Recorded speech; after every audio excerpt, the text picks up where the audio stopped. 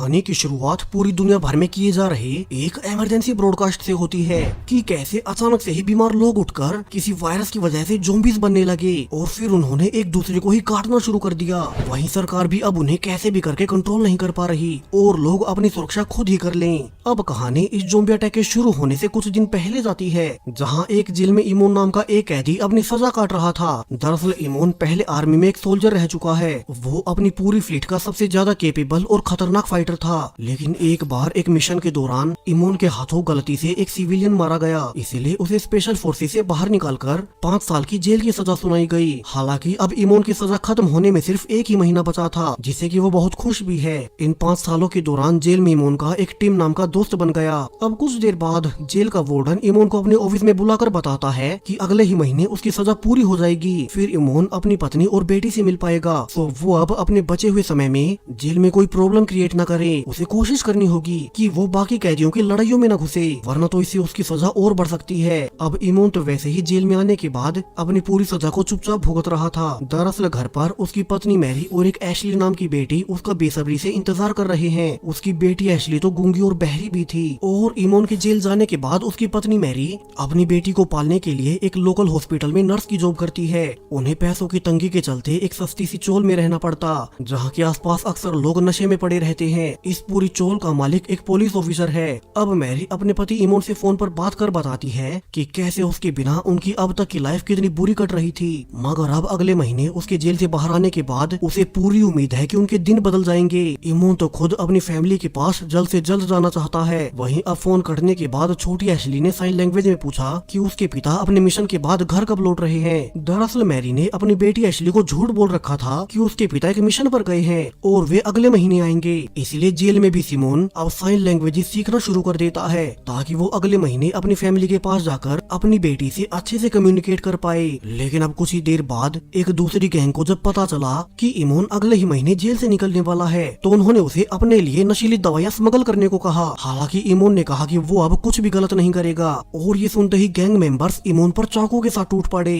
अब इमोन तो चूंकि एक सोल्जर रहा है, तो उसने बड़ी आसानी से उन सब को मारकर खुद को बचा लिया। लेकिन चूंकि उसने खुद लड़ाई में भाग लिया था, इसलिए अब वार्डन उसे पूरे 2 दिन के लिए सॉलिटरी जेल में रहने की सजा देता है, और शायद से अब उसकी सजा 2 महीने और आगे बढ़ जाए। तो वहीं उसी चोल में अब लोगों ने देखा कि एक नशेड़ी आदमी बहुत बुरी हालत में अपने घर में घुसा था। तो जब वे उसे देखने गए, तो वो तो अब तक एक ज़ॉम्बी बन चुका था और उसने आसपास के लोगों पर अटैक कर उन्हें काटना शुरू कर दिया। यानी कि वो ज़ॉम्बी वायरस फैलना शुरू हो चुका है, और मैरी समेत आम पब्लिक को कोई अंदेशा नहीं कि आने वाले कुछ ही दिनों में सब कुछ तबाह हो जाएगा।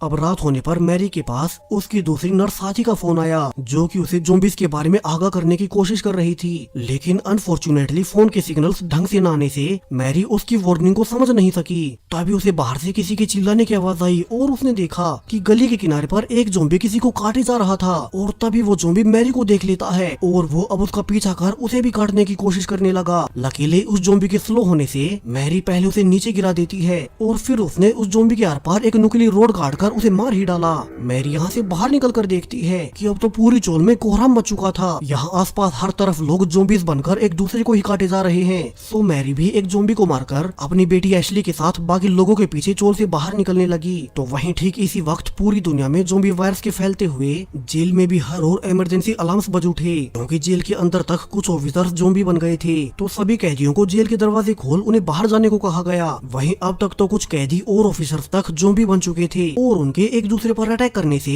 अब हर गुजरते समय के साथ ज़ॉम्बीज़ की संख्या बढ़ती ही जाने लगी। इमोन भी आखिरी वक्त पर अपने दोस्त टीम को काटे जाने से बचाता है। उसके पास बाकी सबसे बहुत ज्यादा कॉम्बैट स्किल्स थे। उसे ये भी पता था कि उसे खुद को काटे जाने से बचते हुए लड़ना है। तो वो अब अपने सामने से आ रहे सारे ज़ॉम्बीज़ को मारते हुए टीम और बाकी कैदियों को बाहर निकालने लगा। हालांकि उसे ये सोचकर चिंता भी होती है कि घर पर उसकी पत्नी और बेटी के साथ क्या हो रहा होगा। तो वो अब बाहर निकलकर टीम के साथ एक वैन में चढ़कर अपने घर जाने लगता है, ताकि जल्द से जल्द अपनी पत्नी और बेटी को बचा सके। रास्ते में दोनों ने रेडियो पर यह भी सुना कि अब अब तक डॉक्टर्स को इन ज़ॉम्बीज की एक ही कमजोरी मिली है और वो ये है कि वे बिना आवाज के इंसानों को ट्रेस नहीं कर सकते। तो अगर वे बिना आवाज के रहें तो ज़ॉम्बीज उन पर कभी अटैक नहीं करेंगे। रास्ते में जाते हुए इमोन ने ये भी नोटिस किया कि अब बाहर हर और पूरे शहर में ज़ॉम्बीज भर चुके हैं। तो वहीं चोल में वहाँ का ओनर बहुत परेशान था कि हर और ज़ॉम्बीज घूम रहे हैं और उसका इकलौता बेटा अब तक घर वापस नहीं लौटा। तभी बाहर से अब तक चोल के बाकी लोग भागकर उसी के घर छिपने आने लगे। वही इमोन भी अब तक अपनी वैन के साथ बाहर आ चुका था।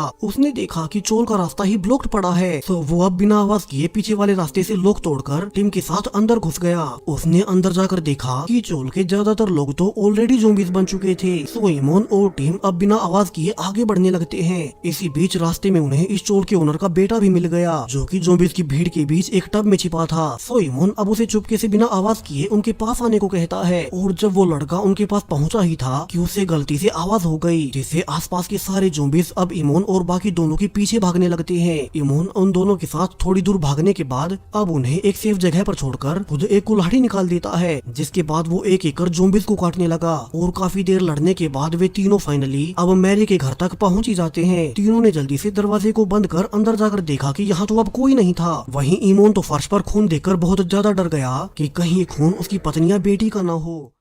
तो वहीं उसकी पत्नी मैरी तो बाहर हॉलवेज में घूमकर अपनी बेटी एशली को ढूंढ रही थी। दरअसल जब वो एशली को लेकर भागी रही थी तो बहुत सारे लोगों की भीड़ की वजह से एशली उसे बिछड़ गई और अब मैरी उसे ही ढूंढ रही है। हालांकि अभी उसे भी नहीं पता कि एशली तो बाकी लोगों के साथ भागकर ऑलरेडी इस चोल के ओनर के घर पहुंच चुकी है और अब वो सेफ है। वही इमोन भी बाकी दोनों के साथ अपनी फैमिली को ढूंढने आगे बढ़ने लगा, जिस बीच उस लड़के को अपनी माँ दिख गई। हालांकि उसे पता नहीं था कि अब वो इंसान नहीं बची बल्कि ज़ॉम्बी बन चुकी है। और जब वो उसके पास गया ही था कि टीम उसे जल्दी से दूर खींच लेता है, कहीं उसकी ज़ॉम्बी माँ उसे काट ना ले। वहीं वो लड़का तो अपनी माँ को ऐसी हालत में देख रोए जा रहा था, मगर टीम ने उसके मुंह पर हाथ रख उसे चिल्लाने से रोक लिया, वरना तो उनकी आवाजों को सुनकर आसपास के सारे ज़ॉम्बीज यहीं आ जाएंगे।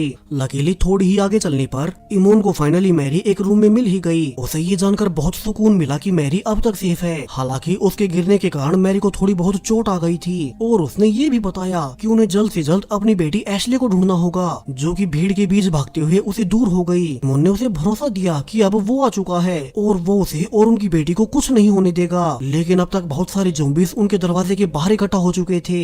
वही टीम जानता था कि ऐसे तो वे बाहर नहीं निकल सकेंगे। ऊपर से इमोन की बेटी एशली बाहर कहीं अकेली घूम रही होगी, तो टीम अपने दोस्त इमोन की मदद करने के लिए फैसला करता है कि वो खुद बाहर जाकर उन ज़ॉम्बीज को अपने पीछे लगाकर दरवाजे को फ्री करवा देगा। टीम अब बाहर निकलकर तेजी से चिल्लाते हुए सारे ज़ॉम्बीज को अपने पीछे लगाने लगा, जिससे दरवाजा खाली होते हुए फाइनली इमोन, मैरी और वो बच्चा बाहर निकल गए। लेकिन टीम की बुरी किस्मत कि वे सारे ही ज़ॉम्बीज अब उसे काटने आ रहे थे। ऊपर से भागने का कोई रास्ता भी नहीं बचा और कुछ देर उनसे लड़ने के बाद ज़ॉम्बीज की संख्या ज्यादा होने से वे टीम को काट ही लेते हैं। उसने खुद को सैक्रिफाइस कर अपने दोस्त इमोन को मौका दिया कि वो अपनी बेटी को ढूंढकर उसे बचा सके। तो वहीं इमोन, मैरी और उस बच्चे के पीछे अभी भी कुछ ज़ॉम्बीज आ रहे थे। लकीली उन्हें भागते हुए पता चल गया कि चोल के सभी बचे हुए सर्वाइवर्स यहाँ की ओनर के घर में गए हैं। तो तीनों जल्दी से भागकर ओनर के घर में चले गए, जहाँ की ओनर अब अपनी बेटी को देख बहुत खुश होता है, जिसे कि इमोन बचा कर ले आया था और वो इसके लिए उन्हें थैंक्स भी बोलता है। तो वही इमोन और मैरी भी जब अपनी बेटी एशली को सेफ देखते हैं तो वे खुशी से रोने लगे। उनकी अपनी बेटी को लेकर अब तक की सबसे बड़ी टेंशन दूर हो चुकी थी। इमोन तो अपनी बेटी को इतने सालों के बाद देख बहुत खुश हुआ। उसने कहा कि अब वो अपने मिशन से वापस आ चुका है और उसे कभी छोड़कर नहीं जाएगा। अब चोल के ओनर सैम ने पूछा कि बाहर दुनिया में क्या चल रहा है, क्या गवर्नमेंट उनके लिए कोई रेस्क्यू भी भेजेगी, जिस पर इमोन ने बताया कि रेडियो पर जो उसने खबरें सुनी थी उस हिसाब से अभी के लिए कोई गवर्नमेंट इन ज़ॉम्बी से निपट नहीं पा रही। ऊपर से अब चूंकि मैरी भी घायल है तो वो उसे जल्द से जल्द हॉस्पिटल ले जाना चाहता है। बाकी सब ने भी कहा कि इस घर में उनके पास ज्यादा खाना और पानी नहीं बचा, तो उन्हें एक न एक दिन यहाँ से तो निकलना ही पड़ेगा। वे यहाँ बंद रहकर भूखे मरने का इंतजार नहीं कर सकते कि तभी एक आदमी ने रिवील किया कि उसका बड़ा भाई पुलिस फोर्स में है और उसने उसे बताया कि पुलिस ने इस सिटी के साउथ पार्ट को सील कर सभी बचे हुए सर्वाइवर्स के लिए सेफ बना दिया है। तो वे अब यहाँ से निकलकर सीधे उसी कैंप में चले जाएंगे, जहाँ उन्हें इन ज़ॉम्बी से सेफ्टी तो मिलेगी ही, साथ के साथ खाना और पानी भी मिलेगा। तो अब उसके ये बताने के बाद सबके द्वारा फैसला लिया गया कि वे आज की रात यहीं इंतजार करने के बाद कल सुबह उसी सेफ कैंप के लिए निकल जाएंगे। लेकिन अब थोड़ी ही देर बाद ओनर ने देखा कि उसका बेटा जो कि वापस आ गया था, उसके पैर पर ऑलरेडी किसी ज़ॉम्बी ने काट रखा है, यानी कि वो भी जल्द ही ज़ॉम्बी बन जाएगा। दरअसल जब उसने पहले अपनी माँ को देख उसके पास गया था तभी उसकी माँ ने उसके पैर को काट लिया था। अब प्रेजेंट में सैम अपनी बेटी को सबसे छुपाने लगा। उसे पता था कि अगर किसी ने उसकी बेटी को ऐसे देख लिया तो वे तो उसे जान से मार देंगे। लेकिन जब वो उसे लेकर दूसरे कमरे में जा ही रहा था कि तभी उसका बेटा अब पूरी तरह से आउट ऑफ कंट्रोल हो गया।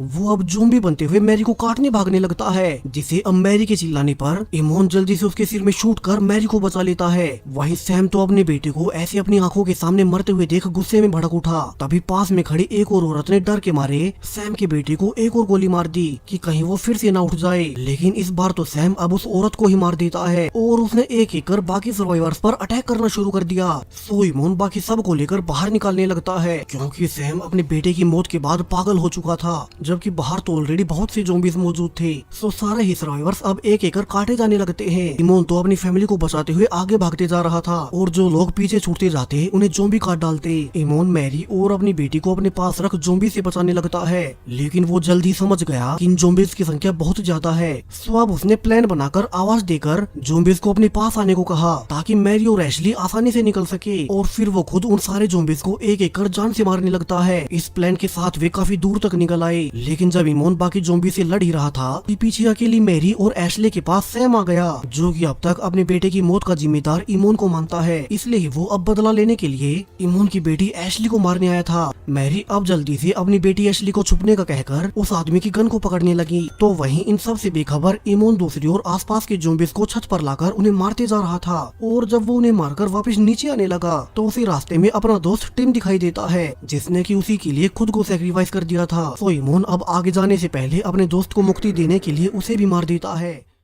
तो वहीं दूसरी ओर सैम मैरी को बेहोश कर अब एशले को ढूंढने लगा, लेकिन पीछे से फिर से मैरी आकर उसे लड़ने लगती है। इस बार वो अपनी बेटी के लिए अपनी पूरी जान लगा रही थी और उसने फाइनली सैम से उसी की गन लेकर उसे ही गोली मार दी, जबकि छोटी एशली तो उनको लड़ते हुए देखकर बहुत डर गई और वो भागकर एक संकरी सी जगह पर जाकर छुप जाती है। लकीली इमोन ने उसे देख लिया और वो आसपास के ज़ॉम्बीज को मारकर अपनी बेटी को लेने पहुंच जाता है, लेकिन अब ना तो वो खुद इस संकरी जगह के अंदर जा सकता है, वहीं एशली तो बेचारी डर के मारे बाहर आने को तैयार ही नहीं। तभी इमोन ने अपनी सीखी हुई साइन लैंग्वेज से उसे समझाया कि वो अपनी बेटी को कुछ नहीं होने देगा, और जब एशली को लगा कि वो सेफ है तो वो बाहर निकल ही आई और इमोन उसे गले से लगा लेता है। लेकिन तभी पीछे से एक और ज़ॉम्बी उन्हें काटने आ गया। लकीली तभी मैरी ने पीछे से आकर उस ज़ॉम्बी को ही शूट कर दिया और वो इमोन और एशली को बचा लेती है। तीनों फिर से एक साथ मिल चुके थे और वे जल्दी से इस चोल के बाहर निकलने लगते हैं ताकि उस सेफ कैंप तक पहुंच सके। और बिल्कुल गेट के पास आने के बाद इमोन ने मैरी से कहा कि उसने एक वैन मेन गेट के पास खड़ी कर रखी है, तो मैरी अपने साथ एशली को लेकर उसी वैन से सेफ जोन में चली जाए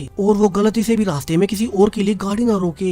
अगर उनके सामने कोई ज़ॉम्बी भी आए तो वो उसे टक्कर मार दे। हालांकि मैरी हैरानी से पूछती है कि वो क्यों नहीं आ रहा, और इमोन ने उसे रिवील किया कि जब वो कुछ देर पहले ज़ॉम्बी से लड़ रहा था तब उन दोनों को बचाने के चक्कर में एक ज़ॉम्बी ने उसे काट ही लिया, यानी कि वो भी अब बच नहीं पाएगा। इसलिए पिछले काफी देर से वो तो बस उन दोनों को सेफ रखने के लिए बाहर निकल रहा था। इमोन जो कि पिछले 5 साल से अपने परिवार से मिलने के लिए तड़पे जा रहा था, आज जब उसे वो पल नसीब हुआ जब वो फ्री हुआ, तो इस ज़ॉम्बी वायरस के चलते सिर्फ एक ही दिन बाद उसे फिर से उन दोनों से दूर होना पड़ रहा है। हालांकि इमोन ने उन दोनों को बचाकर अपनी जिम्मेवारी पूरी कर दी। वो एक आखिरी बार अपनी बेटी एशली को गले से लगाकर उसे साइन लैंग्वेज में समझाता है कि उसे उन्हीं की तरह और लोगों को बचाने के लिए फिर से मिशन पर जाना पड़ेगा। लेकिन मैरी को पता था कि इस बार वो कभी वापस नहीं आने वाला। इमोन आखिर में दोनों को गुड बाय बोल उन्हें सेफली बाहर गाड़ी तक पहुंचा देता है और फिर वो अकेला वापस बिल्डिंग में आकर अपनी मौत का इंतजार करने लगा। शायद से उसकी लाइफ का यही मकसद था कि वो अपनी पत्नी और बेटी को बचा ले, और इसी दर्दनाक एंडिंग के साथ ये पूरी मूवी यहीं पर खत्म हो जाती है। सो वीडियो आपको कैसी लगी अपनी राय कमेंट्स में बताते जाएं। साथ ही चैनल को सब्सक्राइब करें और भी ऐसे ही नई अंडररेटेड ज़ॉम्बी मूवीज के लिए। Thank you.